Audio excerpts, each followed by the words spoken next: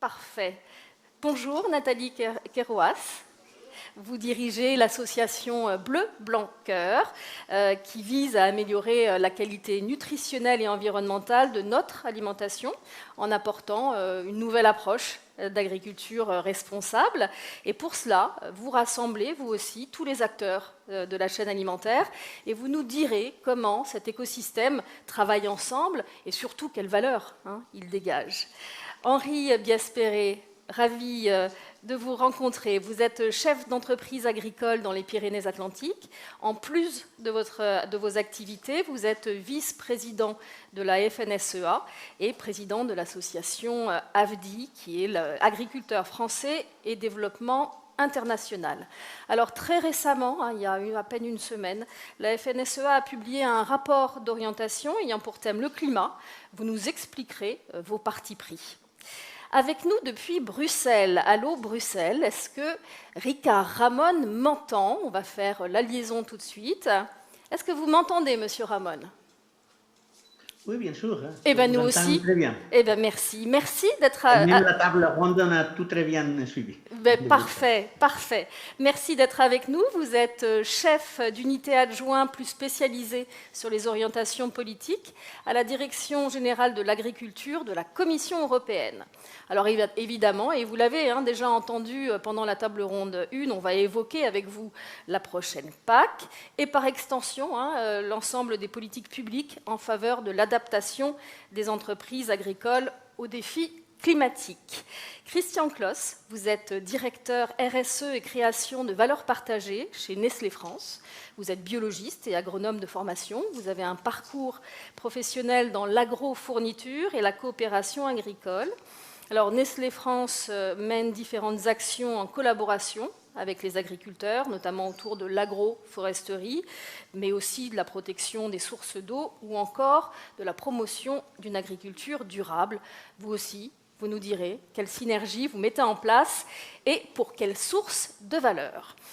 Nathalie Kerouas, première question. Donc l'enjeu de la marque Bleu Blanc Cœur, ce qui repose sur l'agriculture durable, c'est de créer de la valeur. Précisez-nous de quelle valeur il s'agit. Bonjour, merci pour cette invitation. Donc Bleu Blanc Cœur, c'était une association loi 1901 qui a été créée il y a 20 ans maintenant et qui a pour objectif d'organiser une filière de production agricole qui apporte en tout premier lieu un bénéfice individuel qui pour nous est autour de la santé, qui est pour nous le bénéfice principal qui permet de créer un consentement à payer et puis d'interpeller le consommateur qui est à la recherche d'un bénéfice individuel dans son acte de consommation. Et chemin faisant, depuis 20 ans, en fait, qu'on construit cette démarche collective et collaborative, parce que l'association Bleu Blanc Cœur, c'est à la fois des acteurs économiques des filières, mais aussi des acteurs de la société civile, des consommateurs, des professionnels de la santé, des professionnels métiers de bouche, des éleveurs à titre individuel. Ils sont 8000, c'est ça, à peu près. Vous comptez sur plus de 8000. Aujourd'hui, on a 900 adhérents des acteurs économiques, ouais. Et puis, je dirais, un gros 4000 personnes individuelles qui intègrent l'association, plus des scientifiques, dont l'INRAE, depuis l'année dernière, avec qui on a signé un accord cadre. Et donc, c'est d'abord cette valeur santé qui s'objective par des obligations de résultat, c'est-à-dire qu'on travaille sur l'alimentation des animaux, les modes de production, pour améliorer pour améliorer le profil nutritionnel, la densité nutritionnelle des produits. Ça se mesure, et c'est comme ça qu'on a construit cette démarche Bleu Blanc Cœur. Et chemin faisant, donc plus récemment, c'était vraiment notre modèle de construction, la validation scientifique. On a aussi pu mesurer que ces choix alimentaires permettaient aussi d'améliorer la santé du sol, donc plus de diversité, des allongements de rotation, réintroduit des cultures d'intérêt nutritionnel dans l'auge des animaux, mais in fine, ce sont aussi des cultures d'intérêt environnemental, parce qu'on va réintroduire des cultures orphelines. On a contribué à réintroduire le lin, on travaille aujourd'hui sur les légumineuses. Et puis, on va aussi promouvoir la culture de l'herbe. Et de facto, on a pu mesurer qu'on améliorait les bilans environnementaux de nos productions, d'abord par un travail qu'on a conduit avec l'INRAE, et plus récemment en faisant des analyses de cycle de vie selon la base de données Agribalise. Alors c'est vrai que depuis 20 ans qu'on existe, on a toujours interdit l'huile de palme, on a toujours limité le taux de soja d'importation dans nos cahiers des charges. Aujourd'hui, on est en train de franchir le dernier cap. Et tout ça, ça a des impacts évidents, parce que si on prend notamment les filières monogastriques, porc, volaille, œufs, 80% du bilan CO2 d'un porc ou d'une volaille, ça va être lié à son alimentation. Donc si on joue sur l'alimentation, on va jouer de façon très significative sur les impacts CO2. Alors je prends mes petites notes, mais aujourd'hui on a mesuré, et puis ce matin l'ADEME présentait la nouvelle base de données Agribalise en visioconférence, et je sais que les données sur lesquelles on a travaillé étaient publiées, enfin, sont désormais publiées depuis ce matin, mais un poulet bleu blanc cœur, c'est 23% d'impact CO2 qu'un poulet moyenne ferme France, un porc c'est 5% de moins, un œuf c'est 32% de moins, et puis un produit laitier c'est 13% de moins. Et tout ça en jouant sur l'alimentation. Donc on est parti d'une démarche de santé, et aujourd'hui on arrive à démontrer que voilà, en améliorant les cycles de production, on peut améliorer les bénéfices nutritionnels, mais aussi les bénéfices environnementaux. Et puis la dernière chose, c'est effectivement, cette démarche bleu blanc cœur, elle a aussi des impacts sociétaux. Nous, c'est une démarche collective, collaborative, comme j'ai dit tout à l'heure. On dit souvent qu'on est une maison commune parce qu'on met toutes les parties prenantes autour de la table. Et donc l'idée, c'est de créer de la valeur et du dialogue entre le consommateur et le producteur, et de pouvoir accompagner une montée en compétences. Oui, on va le voir d'ailleurs, ce dialogue, tout à l'heure on va en parler. C'est vrai que votre démarche est vraiment basée sur la preuve.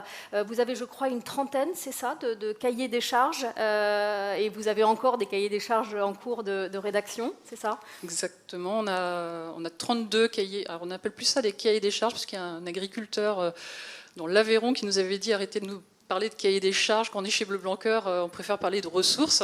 Donc on a depuis 2 ans débaptisé tous nos cahiers des charges en cahier des ressources et des engagements. Voilà, donc sur leur suggestion, quand je parle de maison commune, c'est exactement ça. On prend les bonnes idées puis on les met en œuvre derrière. Et du coup, on en a 32 aujourd'hui, donc des cahiers des ressources. Alors c'est pas facile à dire, il faut qu'on s'y habitue, mais des cahiers des ressources sur la partie production végétale, en nutrition animale, en production dans chacune des filières. Et aujourd'hui, on s'élargit. Parce qu'au bout de 20 ans, en fait, on a apporté un certain nombre d'éléments de preuve scientifiques qu'on pouvait lier à un mode de production agricole différent, avec une qualité qui se mesure, et puis un bénéfice nutrition santé, qui est notre territoire, on va dire, d'exercice, avéré. Et donc, du coup, assez logiquement, on a voulu ouvrir, ou parce qu'on a été sollicité pour le faire, la démarche Bleu Blanc Cœur à des filières autres que les filières animales ou végétales de production, en fin de compte, le lin, comme je disais, ou la févrole. Mais aujourd'hui, on a lancé notre premier légume Bleu Blanc Cœur en début d'année 2020. On travaille sur un cahier des charges miel, et on arrive à faire coïncider enfin, en tout cas, on fait avancer les connaissances, parce que tout n'est pas encore acquis. En tout cas, on arrive à caractériser un certain nombre de pratiques agroécologiques, comme on peut le signifier, avec une densité nutritionnelle, et on a créé pour ce faire un indice de densité nutritionnelle qui permet de caractériser le bénéfice associé, et en tout cas on le mesure et on le fait évoluer en plan de progrès. Et alors qu'est-ce que gagnent les éleveurs, les agriculteurs qui travaillent avec vous? Alors c'est pas toujours évident, effectivement. Un des gros enjeux depuis 20 ans, on travaille fort pour faire connaître cette marque Bleu Blanc Cœur avec tout ce collectif, pour aller créer du consentement à payer. Donc je vous disais tout à l'heure, nous, notre promesse première, c'est le bénéfice santé, parce que c'est celui sur lequel on arrive vraiment à créer un consentement à payer. Donc du coup, il faut qu'on accélère notre notoriété pour pouvoir améliorer ce consentement à payer. Mais aujourd'hui, on fait en sorte et on met en place une traçabilité de la création de valeur aussi depuis 2 ans, décision de la gouvernance. C'est-à-dire qu'au-delà du surcoût de production, on essaye d'apporter une garantie sur, on va dire, un bénéfice économique au-delà du surcoût de production. Donc ça va être dans notre filière porc, alors c'est peut-être pas beaucoup, mais pour donner quelques chiffres, 1,50 € par porc au-delà du surcoût de production qui est de 2,30 €, 2,50 € par porc. Tout ça pour dire aussi qu'on est dans une démarche d'accessibilité au plus grand nombre. Un cahier des charges ou des ressources comme le nôtre, qui vaut 4,50 € par animal, in fine, pour le consommateur, c'est 10-15 centimes de surcoût, si on travaille bien les équations économiques ou les équilibres matières de nos filières. C'est pour ça qu'on a un gros travail, on est 25 personnes dans l'équipe, on a un gros travail pour faire à la fois connaître la démarche Bleu Blanc Cœur, mais aussi travailler les équilibres matières, ça veut dire faire en sorte que quand on produit, toujours pour parler du porc, produit un porc, on ne vende pas que 10 kilos sur le porc, mais qu'on aille trouver des débouchés sur toutes les matières. Et ça, c'est pour nous un enjeu très très fort de rentabilité économique de nos filières. Et justement, est-ce qu'il y a des écart-types entre les filières par rapport à cette valeur? Est-ce que c'est rentable pour tout le monde? Il y a des systèmes de production plus ou moins adaptés à la démarche, évidemment, à un cahier des charges. Donc ça peut coûter plus cher dans certaines circonstances, certains profils d'exploitation. Lesquels? Alors, je vais continuer sur la filière porcine, mais il y a plusieurs systèmes. Quand vous êtes aujourd'hui en système de fabrication à la ferme, c'est-à-dire que vous valorisez les céréales de l'exploitation, vous avez des fois un peu moins de diversité de matières premières à disposition, et donc un cahier des charges comme celui de Bleu Blanc Cœur qui prône la diversité végétale, ça peut être plus coûteux. Donc après, on travaille, on va en reparler tout à l'heure, sur des paiements pour services environnementaux pour justement faire monter rendre accessibles nos cahiers des charges à tous. À tous. Christophe Clost, vous collaborez avec de nombreux agriculteurs. Le programme Préférence est une sorte de fer de lance depuis des années. Quel est son bilan en termes de valeur pour les acteurs qui sont impliqués aujourd'hui ? Oui, bonjour. Écoutez, d'abord, merci infiniment de nous avoir invités. Ce que je constate, moi, au stade où on en est des tables rondes, c'est que moi, je constate qu'il y a des agriculteurs, des gens de la transformation. Il manque peut-être des consommateurs, peut-être, avec un avis. Pourquoi pas. Nous le sommes tous, consommateurs. Oui. Non. Et puis, moi, je suis d'autant plus ravi d'être parmi vous et d'avancer sur ces questions de valorisation de toutes ces démarches. Qu'en fait, il y a quelque chose que vous ignorez probablement, enfin tout le monde connaît, j'imagine, Nestlé. Ce que vous ignorez sans doute, c'est que Nestlé, en France, c'est 19 sites de transformation qui se sourcent à 70% de matières premières françaises. Autrement dit, au-delà d'être certainement le leader mondial dans l'agroalimentaire, c'est également un acteur majeur des filières agricoles françaises. Et c'est aussi pour ça qu'on travaille énormément avec les coopératives et les négoces qui sont nos fournisseurs. Et puis, là, on parle de préférence, donc c'est vrai qu'il y a depuis de nombreuses années une initiative qui est en fait l'initiative préférence, qui aussi a été développée dans le monde de la production porcine, mais également dans le blé et dans la filière pommes de terre, et qui est depuis le début, qui encourage en fait les producteurs à s'engager dans des démarches dites agroécologiques et qui touchent à de nombreux enjeux qui sont aussi bien à la préservation de la qualité de l'eau, préservation de la biodiversité et augmentation du taux de matière organique dans les sols. Là où ça devient intéressant, c'est au jour d'aujourd'hui, ces initiatives-là, notamment si je prends l'exemple plus précisément de la filière céréales, c'est 100% en fait aujourd'hui des céréales complètes, de blé complet transformés en France, dans les céréales petit déjeuner, qui sont sous ce label-là, 100% aujourd'hui, et qui sont transformés dans 2 usines, une dans l'Aisne, à Itancourt, et une autre à Rumilly, en Haute-Savoie. Et ça fait 23 000 hectares, voilà. Et puis, et ça apporte un revenu aujourd'hui moyen, un plus, de 1 500 € en moyenne par exploitation agricole. D'accord, parce que vous faites évoluer, c'est bien ça, les pratiques agricoles des agriculteurs qui sont avec vous. Aujourd'hui, en 2019, il y a combien d'exploitations qui... Parce que ça a été lancé en 2016, c'est bien ça, donc ça a oui, un alors petit c'est relativement récent justement dans le cadre des céréales. Et nous sommes à une centaine de producteurs répartis sur plusieurs coopératives. Et vous avez raison, c'est un cahier des charges. On n'a pas changé de nom encore. C'est un cahier des charges qui évolue en permanence et qui, et on le verra, est en fait à considérer comme une première marche dans une prise de conscience de ce qu'on peut faire de différent sur son exploitation. J'étais encore il y a quelques jours. Alors chez Vivesia, je peux les citer, et ça a été c'était passionnant de voir le débat avec les producteurs qui disaient qu'effectivement, ils avaient, pour certains, besoin de cette première marche pour aller ensuite beaucoup plus loin. Vous les accompagnez sur une durée de combien de temps ? Alors aujourd'hui, étant donné la jeunesse, on va dire, du label, voilà, c'est un accompagnement qui est annuel, mais la relation, elle se fait beaucoup sur avec préférence, sur préférence, bien sûr, avec les organismes stockeurs. Okay. Alors cet automne, Nestlé France lance un nouveau projet, Sol Vivant. C'est quoi l'objectif ? Ça vient remplacer Préférence, Salle Suisse et autre chose ? Alors, ça remplace rien du tout. Ce qui est terrifiant dans une table ronde, c'est qu'à la fois, après avoir écouté Christian de Pertuis et la première table ronde, je suis un peu comme mes camarades de la précédente, il y a beaucoup de choses qui ont déjà été dites. On se dit, zut, je vais faire de la redite. En fait, aujourd'hui, tout le monde se rend compte qu'on est à un tournant. Et je le dis avec aussi une expérience d'agronome de terrain. C'est que le modèle, il doit changer. Et c'est plus une option, quoi. C'est véritablement une nécessité. Et donc, je reviens sur quelques chiffres. Christian de Pertuis a rappelé, alors je ne sais pas si c'est en France ou si c'est dans le monde, l'agriculture génère à peu près 25% de la quantité. Oui, en France, c'est 20%, et plus forêt, c'est 25%. Ok, merci. Et donc, si on regarde, par contre, en tant qu'entreprise agroalimentaire, qui évidemment dépend beaucoup des matières premières, ce que représente l'empreinte carbone de ces denrées alimentaires, pour la France, c'est les 2/3. C'est presque 65% de l'empreinte carbone qui vient des matières premières agricoles. Donc ça veut dire qu'à côté de ça, évidemment, vous avez les opérations, la logistique, etc. Nestlé est engagé depuis septembre de l'année dernière dans l'accord de Paris.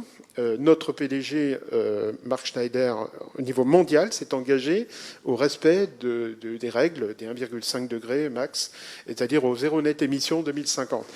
Dit comme ça, c'est long, 2050. Mais on est en ordre de marche et je peux vous dire, si vous le voyez de l'intérieur, c'est une révolution complète de l'état d'esprit, du mindset qui est complet chez nous, puisque tout doit être tourné vers cet objectif. Et donc, c'est les fondamentaux qui sont entièrement revus. Et alors, si on veut réduire cette empreinte carbone, c'est de l'évitement.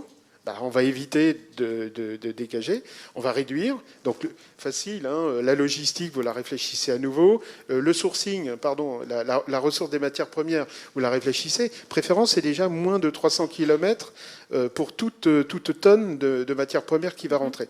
Et puis, donc, c'est éviter, c'est réduire, mais il arrivera un moment où on ne pourra plus aller en dessous.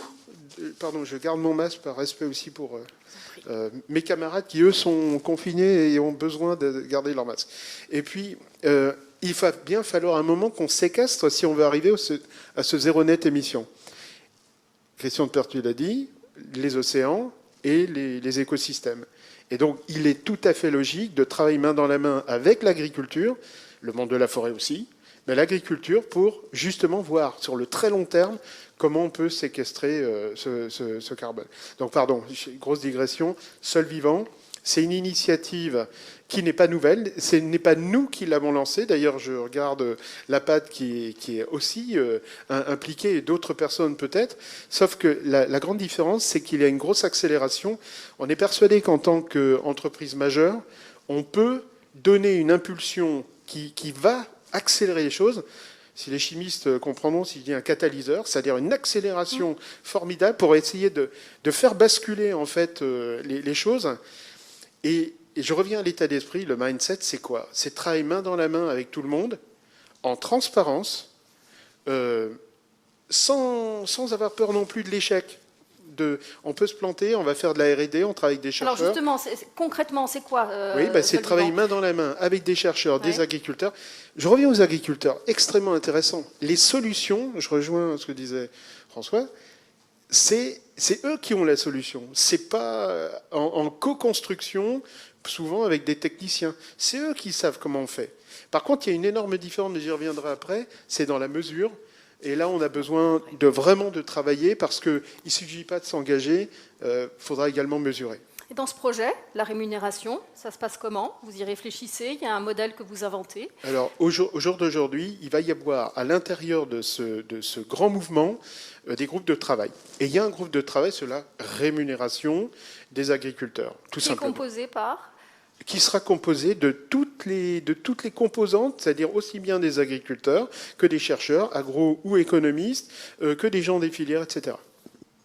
D'accord, entendu. Écoutez, vous reviendrez nous dire les résultats de ces groupes.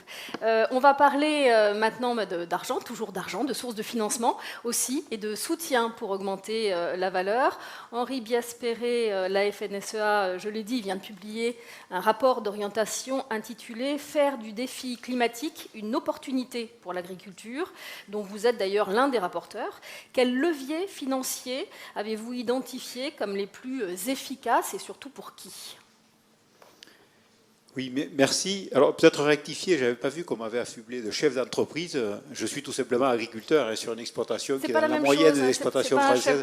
Non, mais j'avais pas vu que ça, j'avais pas bien regardé le titre. Voilà. C'était juste pour préciser. C'est pas grave, c'est pas important. Effectivement, la question des moyens financiers ou plus largement des leviers.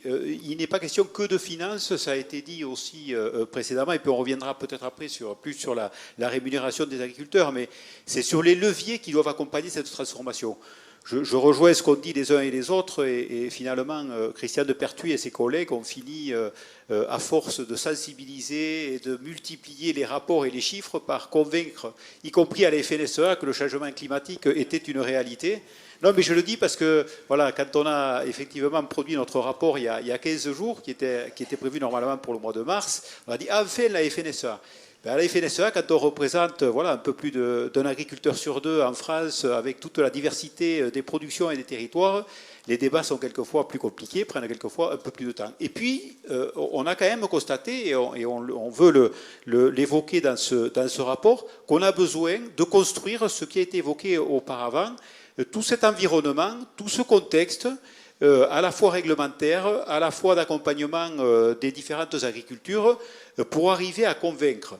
Les pionniers, moi je les salue, quoi, et les pionniers qui aujourd'hui arrivent à produire un certain nombre de résultats sur la conservation des terres, l'ont fait, mais je te remercie de l'avoir bien reprécisé, à une époque où il y avait sur les exploitations quand même des moyens qui permettaient aux agriculteurs de prendre des risques sans mettre complètement à l'envers le résultat de l'exploitation, ce qui n'est plus le cas aujourd'hui.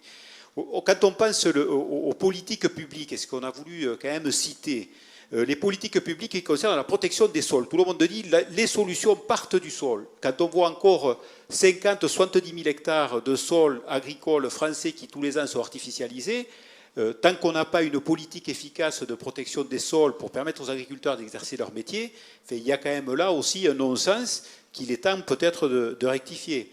Mon collègue a parlé de la politique de l'eau. On dit aux agriculteurs, il y a changement climatique, vous aurez un climat qui va se réchauffer, des événements qui vont amener des fortes pluies au printemps et un peu moins d'eau l'été, de ne pas avoir une politique de stockage de l'eau, même si ce n'est pas l'alpha et l'oméga, ce n'est pas que la politique de stockage de l'eau. Oui, il faut améliorer les pratiques qui permettent de stocker de l'eau en sous-sol, dans le sol. Oui, il faut améliorer la rotation des cultures, peut-être regarder de ne pas mettre toujours les mêmes cultures et des cultures particulièrement consommatrices d'eau, les remplacer par celles qui en ont moins besoin, mais on ne peut pas remplacer ça en disant zéro stockage supplémentaire dans une région comme la mienne, où il pleut fortement au printemps, où on a des zones de coteaux, où il est très facile, on a cité Sivens tout à l'heure, de faire un barrage et de stocker plusieurs centaines de milliers de mètres cubes d'eau qui sinon ravinerait tout et partirait directement à l'océan. On ne peut pas dire non, non, ça n'existera plus. Il faut le mettre en complément. Tant qu'il n'y a pas ces accompagnements et ces politiques-là, on n'est pas directement sur la rémunération, mais sur de la confortation d'une agriculture et du revenu de l'agriculteur. Il est évident que ça sera compliqué de faire changer les agriculteurs. Donc plus de cohérence sur tout l'ensemble des politiques publiques. On a parlé d'innovation et de recherche. On a sans doute sous-investi en France dans l'innovation et dans la recherche. On n'a pas recherché, en particulier par la sélection génétique, suffisamment mis de moyens pour trouver des plantes moins consommatrices d'eau ou d'intrants. On veut même s'interdire certaines techniques de sélection. Je comprends qu'elle fasse débat, qu'il faille en discuter, mais de là à dire non, stop, tant qu'on n'a pas tout réglé, que le moindre dernier citoyen n'est pas d'accord avec ces techniques-là, on doit les interdire, ça n'est pas comme ça qu'on va accompagner les agriculteurs à regarder les solutions et à regarder l'avenir. On dit oui, mais vous allez continuer quand même à faire de la recherche et dans 25 ans, peut-être vous aurez la solution. Par contre, on vous demande tout de suite d'arrêter de consommer de l'eau, de consommer des intrants. Donc c'est vraiment tout cet accompagnement, cet environnement qui n'a pas été construit par le passé, qu'il faut maintenant construire sans doute en mettant des bouchées doubles, d'où effectivement certains éléments du plan de relance qui sont intéressants puisqu'ils vont massivement accompagner ces secteurs-là. Donc là, il y aura une réponse concrètement sur ce plan de relance. Sur ce plan de relance, il y a des éléments intéressants pour effectivement accentuer les efforts de recherche, accentuer les efforts de modernisation vers des matériels innovants qui permettent effectivement peut-être de supprimer quelques produits chimiques donc consommateurs effectivement de ressources émettrices de CO2, par d'autres manières de cultiver, par des façons culturelles, par des outils et par la précision des doses, cette agriculture de précision qu'on appelle de nos voeux. Donc ça, c'est à accompagner et c'est avec des moyens qui doivent être mis sur la table. De la même manière, la gestion des risques, puisqu'on parlait de prise des risques, ça fait très longtemps qu'on parle, alors on n'évoque que l'assurance. Ce n'est pas que l'assurance, c'est la combinaison d'outils, l'assurance, pourquoi pas des fonds de mutualisation, pourquoi pas aussi de revoir un peu le fonctionnement du fonds des calamités. Tout ça, on le détaille aussi dans notre rapport d'orientation. Ça sera aussi de nature à rassurer l'agriculteur et à l'aider à franchir le pas vers une agriculture de conservation, vers ce mouvement que doit faire l'agriculture pour être encore moins émettrice de gaz à effet de serre, mais aussi plus captatrice de ces fameux gaz à effet de serre. Et c'est comme ça, avec cette boîte à outils, qu'on pourra aussi rassurer l'agriculteur et lui dire « fais le pas ». S'il arrive un pépin, on est derrière, on t'assure le soutien. C'est de ça qu'a besoin l'agriculteur. Et puis le dernier volet aussi, qui a été juste effleuré, mais je le mets aussi dans le paquet, ces fameux accords internationaux. Là aussi, si on dit à l'agriculteur, fais le pas, t'inquiète pas, on sera au rendez-vous, on va acheter les produits. Et que quand le produit arrive en bout de chaîne, on lui dit, mais attention, on le met en concurrence avec celui qui arrive d'Amérique du Sud ou de je ne sais où dans le monde, et il faut qu'il soit en plus compétitif, là aussi, ce n'est pas un bon signal donné à l'agriculteur. Donc on dit, pourquoi les agriculteurs n'ont pas massivement écouté les pionniers de l'agriculture de conservation? Parce que autour d'eux, cet environnement-là ne les a pas sécurisés, ne les a pas encouragés, et à un moment, ils se sont dit, oui, mais attendez, c'est quand même mon argent, c'est quand même mon revenu, c'est quand même mon avenir, celui de ma famille. Et donc, avant de changer, rassurez-moi. Voilà. Et c'est toutes ces politiques agricoles publiques. Bien évidemment, on est en train de rediscuter de la PAC. Voilà, on y viendra sans doute avec notre intervenant européen. Ça aussi, c'est de nature à dire aux agriculteurs, attention, le signal, désormais, vous serez aussi accompagnés sur ce volet-là. Donc c'est vraiment là-dessus qu'on a voulu insister avant la rémunération, de dire créons cet environnement, créons ce climat des affaires, comme on dirait un peu ailleurs, qui va rassurer l'agriculteur. Parfait. Monsieur Ramon, vous êtes attentif, n'est-ce pas? On parle beaucoup de la PAC. Encore une fois, merci d'être avec nous en direct depuis Bruxelles. Donc, cette PAC est en discussion pour un accord qui est attendu au mois d'octobre. À ce jour, vous pouvez nous dire quelles sont concrètement les nouvelles mesures prévues qui vont stimuler la transition écologique et pourquoi pas, puisque vous avez assisté à la table ronde numéro 1, d'apporter aussi certains éléments de réponse. Oui, et bon après-midi à tout le monde. Et merci beaucoup à Agrides pour nous inviter à la Commission européenne à participer dans ce débat très intéressant. Malheureusement, il y a eu des problèmes techniques récemment, donc j'espère que maintenant la ligne, on va maintenir la ligne, qu'on peut continuer le débat. Donc, d'abord, la PAC, oui, on a déjà plusieurs intervenants ont déjà parlé de la PAC, même des plans du plan stratégique de la France. Ça fait déjà plus de 2 ans que nous avons proposé cette réforme de la PAC pour les périodes 2021-2027. Et on a parlé déjà beaucoup pendant ces 2 années et on attend. Donc on attend que d'un côté les ministres, comme vous avez dit, les ministres d'agriculture fin octobre vont réussir à avoir un accord et aussi le Parlement de son côté. Et on attend aussi que le Parlement va réussir de son côté. Et après, donc pas encore l'accord final en octobre, mais après, il y aurait, c'est ce qu'on appelle le trilogue entre les ministres et le Parlement. Donc on attend, nous, un accord entre les 2 co-législateurs le plus vite possible.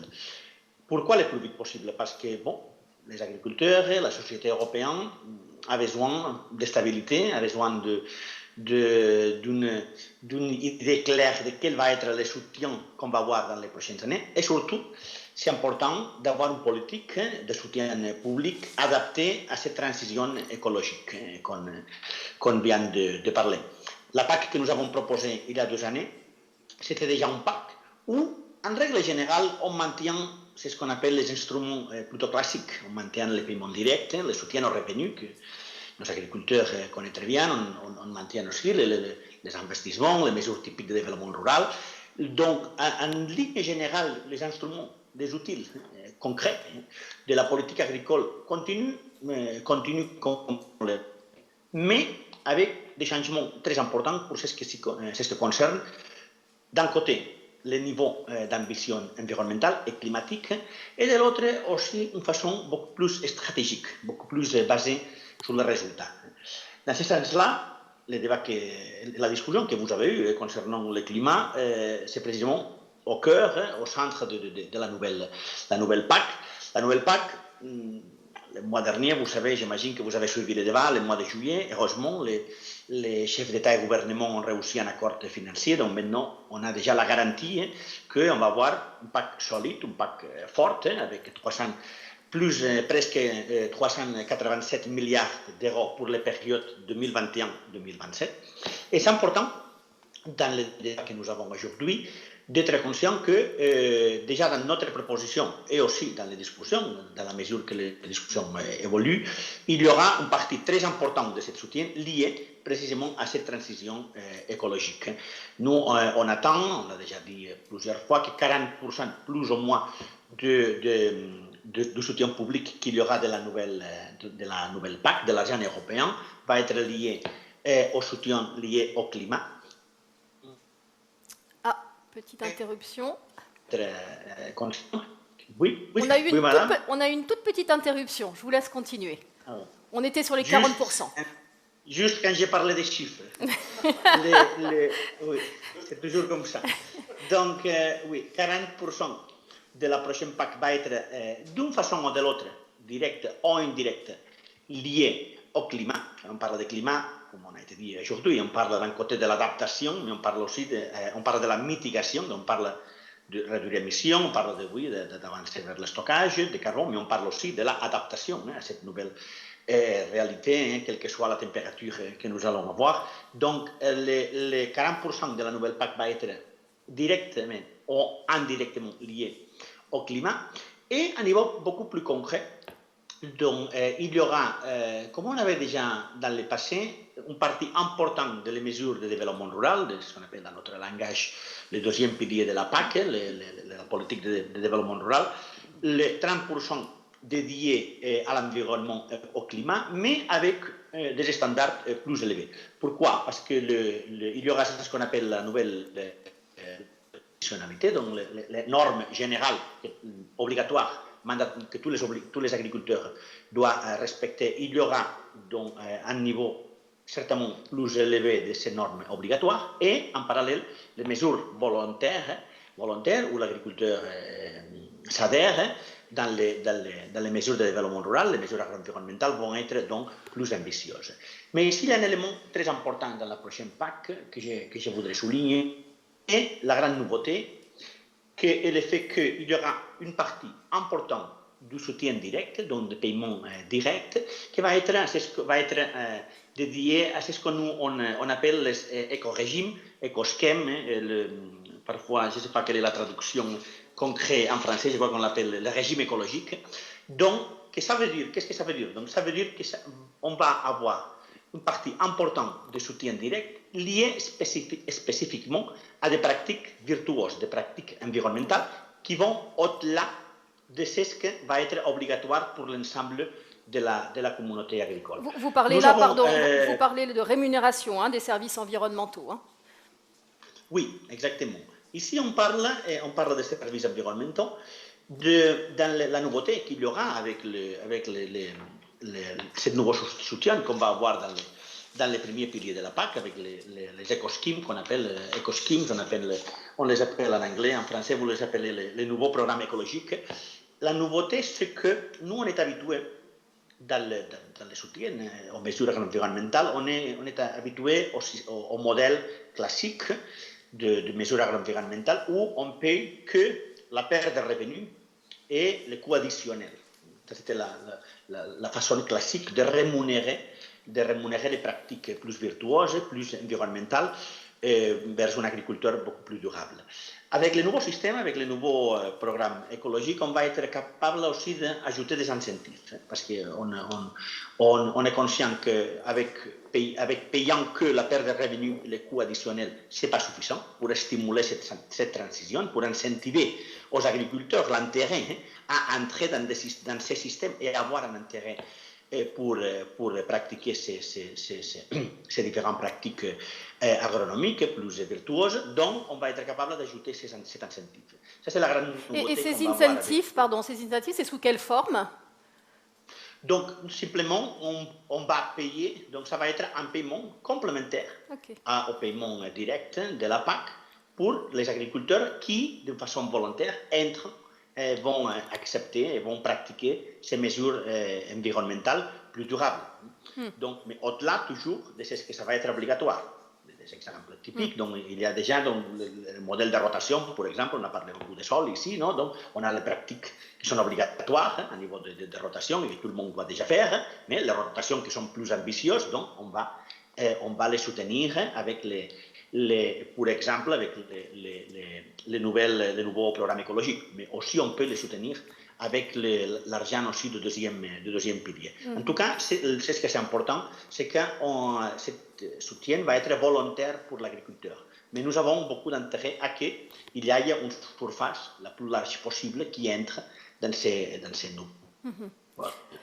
Cette approche beaucoup plus durable écologique. Oui. Entendu, on vous a très bien compris. Donc il y a la PAC, mais il existe aussi à l'échelle européenne plusieurs stratégies pour lutter contre les effets du climat et répondre aux objectifs. Comment s'articule celle qui concerne l'agriculture? Comment tout ça a de la cohérence? Oui, la cohérence, ça c'est un élément très important, hein, la cohérence avec l'ensemble de la politique européenne. Donc, on a des objectifs à niveau du climat que vous connaissez très bien, on a déjà parlé, donc on a l'objectif qu'on a publié au niveau de la Commission, on a publié il y a quelques jours les 55% de réduction des émissions de gaz à effet de serre d'ici pour l'année 2030, avec l'objectif, le vrai objectif c'est la neutralité climatique l'année 2050. Ça c'est un objectif général pour l'ensemble de l'économie, de la réalité européenne. L'agriculture, naturellement, doit contribuer. L'agriculture, dans nos données, représente alentour de 10% des émissions en Europe, dont l'agriculture, comme des autres secteurs, doit contribuer à cette réduction des émissions. Et nous croyons que ça c'est faisable, nous croyons que c'est faisable d'avancer vers une agriculture, disons, à niveau climatique beaucoup plus raisonnée. Et ici, il faut vraiment donner plus d'attention à, vous en avez déjà parlé beaucoup ici aujourd'hui, le stockage de carbone, le rôle de l'agriculture pour stocker le carbone, l'agriculture, naturellement aussi les forêts, le secteur forestier. Précisément avec la nouvelle PAC, on va stimuler toutes ces mesures qui sont liées à réduire les émissions, qui sont liées à absorber le carbone, vont être rémunérés avec la PAC. Mais vous me demandez la cohérence. Oui, la cohérence. Avec l'ensemble. Bon, précisément, on est en train de publier maintenant dans les prochains mois tout l'ensemble de réglementations générales concernant l'avancement vers le climat. En général, donc, bon, il y aura des changements dans le système ETS, que c'est le système qui gère le crédit de carbone dans des autres secteurs.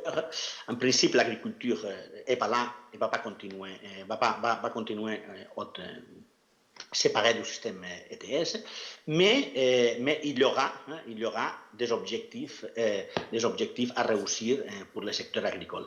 Un élément important, ça va être, donc nous on ne va pas fixer d'une façon spécifique, on ne va pas dire à chaque État membre exactement quel est le chiffre concret qu'il doit remplir, qu'il doit satisfaire avec le secteur agricole, mais il y a le plan national à niveau de climat et stratégie qu'on fait pour la France, pour l'Espagne, pour l'Italie, et ces plans sont les plans où on décline à niveau national quel est le rôle de chaque secteur. Naturellement, le prochain plan de la PAC, le plan de stratégie de la PAC a été déjà cité ici, va être l'instrument spécifique où nous, avec la PAC, on va soutenir à niveau économique cette transition pour remplir ces objectifs. Oui. Et comment, parce que beaucoup dénoncent aussi le manque, l'absence d'instruments contraignants dans toute cette dynamique.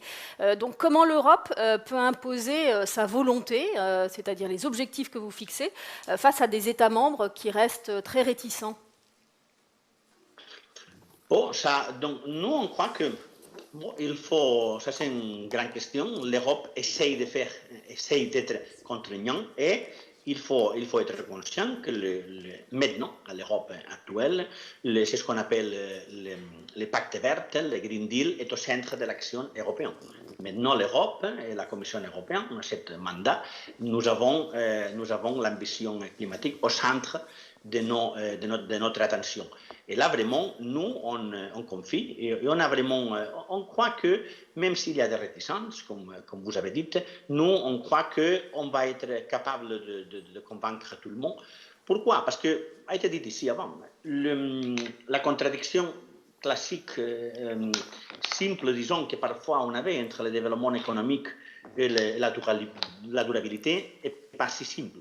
Maintenant, la technologie nous permet d'avancer et l'innovation technologique nous permet d'être en même temps, d'avoir des augmentations au niveau de productivité et en même temps être beaucoup plus durable. Et nous croyons que précisément avec la technologie, nous allons être capables de garantir, d'encourager tout le monde et montrer l'importance de cette approche plus durable que, comme je dis, ne doit être pas nécessairement moins intéressant à niveau économique. Maintenant, il y aura un grand paquet à niveau financier. J'ai parlé de la PAC, mais il y a aussi un grand paquet financier que nous allons mettre que nous allons injecter dans l'économie européenne. Et la croissance qu'on va avoir dans les prochaines années dans l'Europe va être une croissance verte. Ok, entendu. Restez avec nous surtout parce qu'il y a encore des questions et elles sont nombreuses. Nathalie Queiroas, vous avez entendu, Monsieur Ramon, dans les mesures décrites dans ces stratégies européennes, hein, parce qu'il y a le PAC, il y a le Green Deal, de la fourche à la fourchette. Concrètement, ça vient vous soulager sur quoi et ça stimule quelle valeur? Écoutez, ça stimule, ça nous fait penser que notre vision construite il y a 20 ans, on est sans doute dans le vrai en tout cas. Aujourd'hui, on n'a pas nous connecté par rapport à la politique européenne, donc c'est un travail qu'il faut qu'on engage. Juste pour le dire, c'est vrai que l'association Bleu Blanc Cœur s'est construite sans subvention et sans forcément support de l'État. Même des fois, je me demande... Je pourrais le regretter en fait, hein, jusqu'à les équipes de Stéphane Le Foll ont eu un bel accompagnement et puis là au mieux on ignorait, donc c'est vrai que je me dis que ce qu'on met en place c'est quelque chose de vertueux parce qu'on va cocher des bénéfices nutritionnels, des bénéfices environnementaux. Alors aujourd'hui pour accélérer en mode un peu agile, c'est ce qu'on a toujours fait depuis 20 ans, nous on mise beaucoup sur les paiements pour services environnementaux sans avoir forcément connaissance de tous ces dispositifs. On sait qu'ils se construisent, on ne fait pas partie du débat, mais en l'occurrence on se dit que il faut porter les initiatives, le timing il est court. Notre conseil d'administration, notre gouvernance a décidé il y a 2 ans maintenant de supprimer l'intégralité des tourteaux de soja d'importation dans tous nos cahiers des ressources. Aujourd'hui, les démarches Bleu Blanc Cœur, ça va peser pour certaines filières, un peu plus de 10% de la production nationale française. Donc c'est pas neutre en termes d'engagement de filière.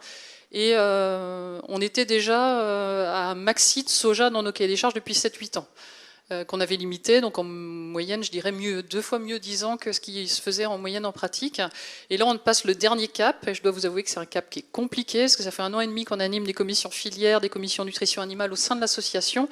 Et c'est vrai que, autant pour certaines filières, nos filières bovins, lait, bovins, viande, et comme vous l'avez dit tout à l'heure, filière française en élevage ruminant, c'est principalement l'herbe. Alors se passer de tourteaux de soja, ça se fait assez simplement. Par contre, dans des filières comme la filière volaille, ça va être plus compliqué, ou la filière porc pour certains systèmes de production. Et là, on se rend compte que notre vision qui était de se dire on va créer le consentement payé, on va améliorer la notoriété de l'association Bleu Blanc Cœur et puis on va y arriver petit à petit, c'est pas si simple que ça. Et donc dans certains cas, il faut faire en sorte que ce ne soit pas le producteur ou son entreprise de nutrition animale qui finance le delta coût. Et en l'occurrence, nous, on ne pouvait pas, en tant que démarche de filière, imposer ça sans trouver des solutions.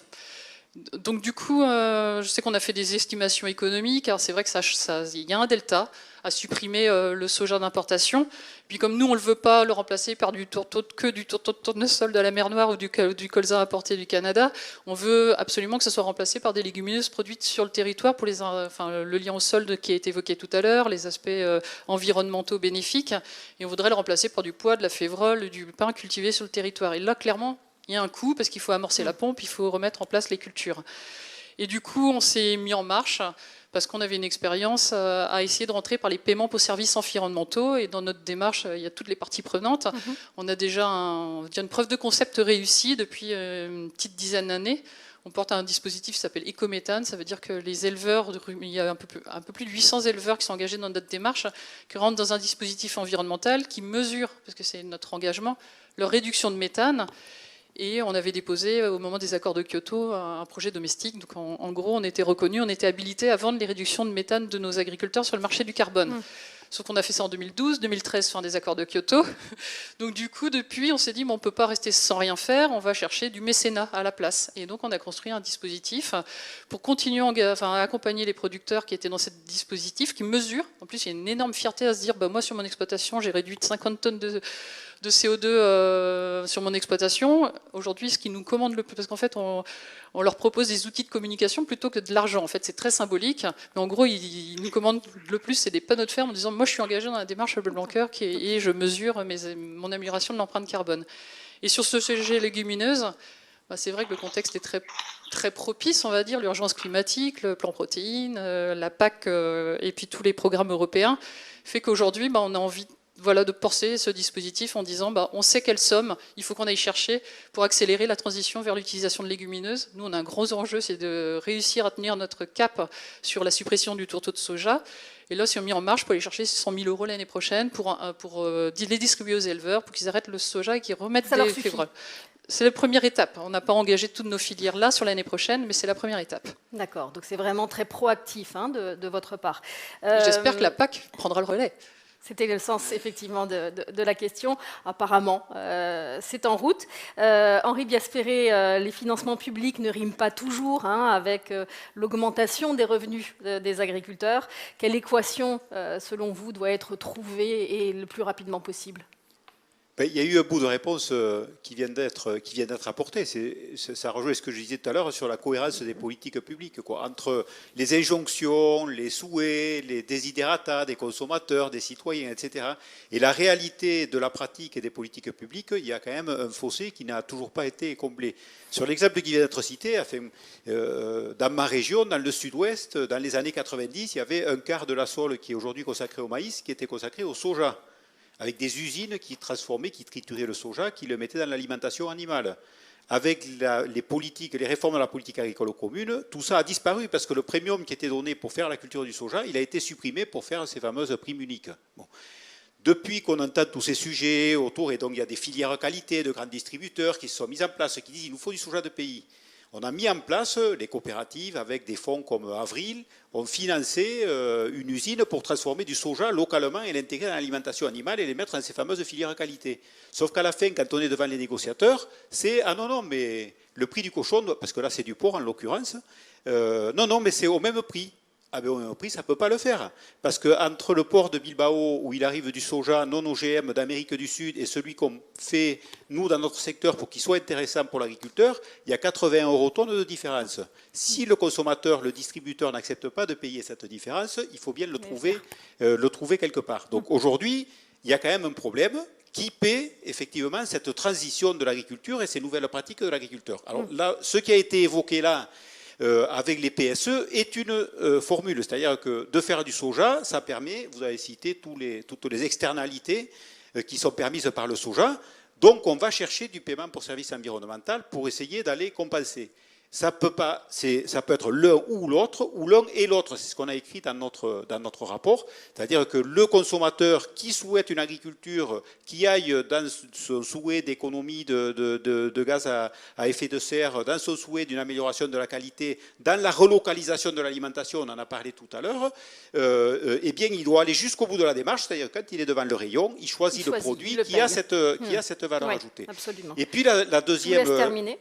Oui, voilà. Et puis la deuxième forte possibilité, ça a été évoqué aussi par Nathalie, on sait qu'il y a des pratiques, tout à l'heure l'Occitanie a parlé de 3 cultures en 2 ans, ça veut dire plus de capture de carbone, ça veut dire un marché du carbone qui doit lui aussi se structurer, donc là aussi il y a des initiatives, il y a France Carbone Agri Association qui essaie de massifier au niveau national ces tonnages-là, et l'agriculteur peut être rémunéré, c'est-à-dire qu'il s'engage dans une démarche qui fait qu'au bout de 5 ans, il a permis de capter X tonnes de carbone, et ces tonnes-là, multipliées par 10, 20, 30, 40, 50, 80 € tonnes, je n'en sais rien, eh bien, compléteront le revenu de l'agriculteur. Donc ça aussi, c'est à regarder. dans mes responsabilités à la FNSEA, je sais qu'il faut faire recours, mais je me permets quand même de le dire, parce que c'est toujours sur ces incohérences, c'est ça qui manque le déclic pour que l'agriculteur y aille. J'ai rencontré un certain nombre d'opérateurs de taille mondiale qui disent, nous, on est challengé de plus en plus quand on répond à des appels d'offres pour nous dire, mais comment vous compensez vos émissions de carbone? On leur dit, mais nous, on est prêt à agriculture à compenser vos émissions de carbone. Ils nous disent, mais pour l'instant, on les compense en replantant dans l'hémisphère sud, c'est entre 5 et 10 euros la tonne. Et ici, on entend parler de 30, 40, 50 euros tonne. Vous avez vu la semaine dernière la communication d'une start-up allemande qui propose à 35 euros tonne. Alors, donc, il faut baisser le prix. Ah bon? Donc si on ne va pas jusqu'au bout de la démarche et si on ne dit pas, on incite, on est conscient que ça va nous éviter des catastrophes à l'horizon 2050, mais on ne veut pas y mettre les moyens, ça ne sera pas l'agriculteur qui pourra tout faire. Il va prendre sa part, mais il faut qu'il soit récompensé jusqu'au bout de la chaîne.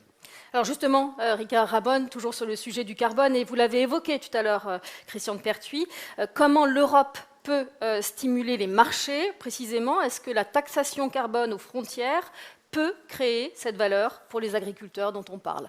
Rapidement, s'il vous plaît, on est un peu en retard. Oui. Merci. Oui. Vous parlez de cohérence et de la dimension internationale.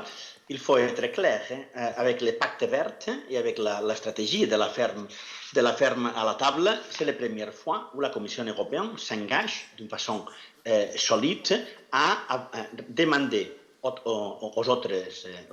pays qui font des importations vers l'Europe à exiger les mêmes normes que nous avons dans l'Europe. Je crois que c'est important d'avoir et d'être conscient qu'il y a cette dimension globale dans notre approche du pacte vert. Naturellement, c'est clair, dans l'esprit de la cohérence, que si nous sommes très virtuoses, mais le reste du monde n'est pas, on ne va pas avancer. Donc nous devons faire des efforts pour garantir que ce soit l'ensemble de l'économie globale qui avance dans cette transition. Dans ce cadre-là, comme j'ai dit, donc, il y aura beaucoup de gestion, beaucoup d'éléments concrets au niveau de l'Organisation mondiale du commerce, au niveau de notre prochain accord qu'on va avoir, où vraiment la Commission va demander, va exiger le respect des mêmes standards que nous avons ici. Et même, il y aura des éléments importants. On a parlé beaucoup de soja et de la forestation. L'année prochaine, il y aura aussi une initiative législative sur la forestation.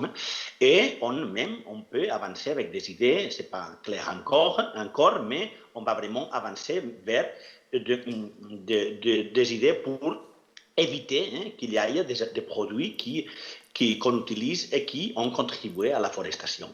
Dans les cas, et là même, peut-être donc des options aussi, c'est l'étiquetage, a été parlé, a été dit, l'importance du consommateur et la conscience, la croissance de la conscience du consommateur vraiment qui est intéressé à savoir qu'est-ce qu'il y a derrière de chaque produit agricole. Il y a en concret, vous l'avez dit, donc nous on avance et on travaille avec le mécanisme d'ajustement aux frontières. Maintenant, il y a ce qu'on appelle la consultation publique, donc tout le monde peut contribuer à la Commission européenne et donner des idées sur la façon d'organiser ce mécanisme d'ajustement aux frontières jusqu'à moitié octobre. C'est une idée que la Commission s'est engagée à mettre en place. Ça va être complexe, surtout parce qu'il faut respecter les normes de l'OMC et il faut organiser ce mécanisme d'ajustement aux frontières d'une façon qui soit cohérente et que nous permette et que vraiment nous bénéficie et que soit cohérent et que surtout l'ensemble de nos partenaires commerciaux soient capables aussi de le respecter. Dans ce sens-là, on y travaille et on attend de publier notre proposition dans les prochains mois. C'est-à-dire, après octobre, fin consultation, on peut s'attendre à quelle date pour le résultat de tout ça? Non, après octobre, on finit la consultation publique. C'est ça. Après, la consultation publique où tout le monde peut contribuer dans le site web de la Commission. Après la date concrète, je ne peux pas vous la dire. Ce n'est pas nous, en agriculture, qui s'en occupe, c'est la Direction générale de la fiscalité qui gère cet aspect concret. Donc, je ne peux pas vous dire la date concrète où on va publier les textes, mais on y travaille. Parfait, merci. On parlait de gestion du risque aussi tout à l'heure, Christian Clos. Comment ce cadre contractuel que vous mettez en place aussi avec les agriculteurs peut anticiper les risques climatiques, les manques à gagner? En d'autres termes, est-ce que le futur peut faire l'objet d'un business case et comment vous le faites, vous, avec les agriculteurs? Alors le son peut-être pour le micro. Vous avez le droit de prendre l'autre micro, vous aviez votre... Si vous n'avez pas tout à fait compris la question, soyez rassurés, moi je ne l'ai pas non plus tout à fait comprise. Le contrat, le futur qui peut faire l'objet d'un business case, vous avez 2 heures, interrogation écrite à Là, la je fin. vous laisse 2 minutes. Non, mais par contre, c'est encore incroyable. Une table ronde comme celle-là qui à un moment, provoque autant de réflexions et vous en perdez même le fil de ce que vous vouliez dire. Et c'est vraiment très, très impressionnant. On a l'impression qu'à la fin de cette table ronde, en fait, ce qu'il faudrait faire, c'est que toutes les personnes de bonne volonté ici, avec bienveillance, se mettent ensemble et disent, bon, allez, on va se retrouver les manches et on va essayer de trouver ensemble une solution ou moins des pistes. C'est d'ailleurs tout le sens d'Agridé, d'ailleurs. Absolument, c'est réfléchir, partager, puis absolument. À la fin avancer ensemble. Absolument. La notion de contrat. Parce qu'on va retrouver tout de suite Stéphane Le Foll qui veut absolument intervenir. Alors très très vite, c'est simplement la notion de contrat. En fait, moi, il y a quelque chose qui m'a frappé en me préparant. C'est un contrat, c'est quoi? Jusqu'aujourd'hui, un contrat de matière première, c'est on va dire pour faire court, un agriculteur, un transformateur, même s'il y a des intermédiaires, qui va c'est un contrat qui dit, voilà, je vais payer tant pour une matière première, pour une qualité, y compris nutritionnelle, etc. Et puis, il y a d'autres types de contrats par le passé. Les mesures agro-environnementales, c'est aussi un type de contrat entre un agriculteur et une collectivité plutôt, et les services qu'il apporte à la collectivité. Et il est rétribué pour ça. Moi, je suis intimement persuadé que les contrats...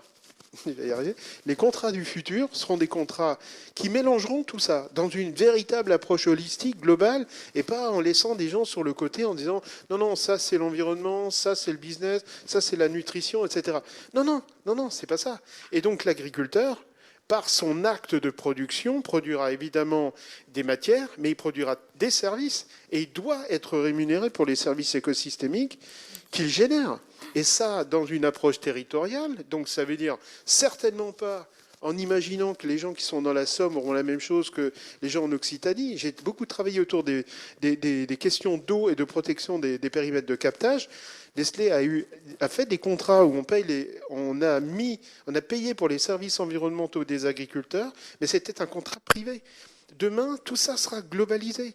Et donc, si on n'est pas aujourd'hui conscient que ce n'est pas une adaptation des modèles, mais un vrai changement en profondeur des modèles, où, on va dire, le compte de résultat sera complètement bouleversé entre les charges et les produits, je pense qu'on n'est pas bon. Je pense qu'on n'est pas bon. Merci pour cette vision prospective. Je vais vous demander d'applaudir nos intervenants. Peut-être que nous aurons le temps de prendre quelques questions.